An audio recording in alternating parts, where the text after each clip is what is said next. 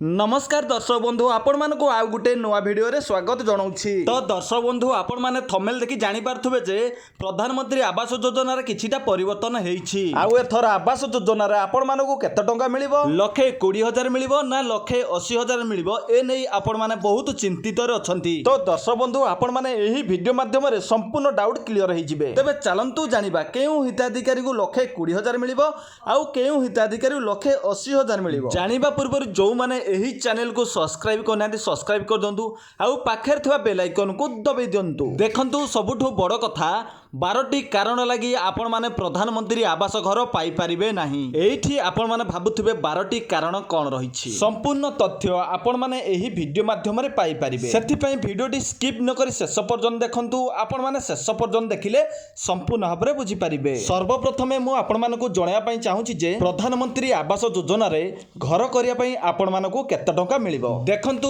एबे हम ओडिशा सरकार प्रधानमंत्री आवास योजना को नै किछिटा नुआ परिवर्तन करिसंती। सर्वेशेष नियम न्यू अपडेट अनुसार ग्रामांचल योग्य हिताधिकारी मानकु प्रधानमंत्री आवास योजना अधीन रे घर करिया पई 1,80,000 टंका मिलिबो। अर्थात आपण मानकु घर करिया पई प्रधानमंत्री आवास योजना अधीन रे 1,80,000 टंका मिलिबो। ए नै सरकारक तरफरु घोषणा करा जायछि। 1,80,000 टंका जो आपण मानकु मिलिबो, आपण माने भाबुथिबे आपणक प्रथम किस्तीर टंका केते टंका मिलिबो। देखंतु आगरु प्रधानमंत्री आवास योजना अधीन रे घर करिया 40,000 टंका प्रथम किस्तीर टंका आसुथला, किंतु एबे घर करिया पई प्रथम किस्ती रे आसीबो 60,000 टंका। प्रथम इंस्टॉलमेंट रे 60,000 आसीबो, द्वितीय इंस्टॉलमेंट रे 60,000 आइबो, तृतीय इंस्टॉलमेंट रे भी 60,000 टंका आसीबो। एई भली तीनोटी इंस्टॉलमेंट रे 60,000 ही आसीबो। टोटल 1,80,000 टंका घर करिया पई आसीबो। प्रधानमंत्री आवास योजना रे 1,80,000 टंका सहायता मिलिबार अछि। ए नै सरकारक तरफरु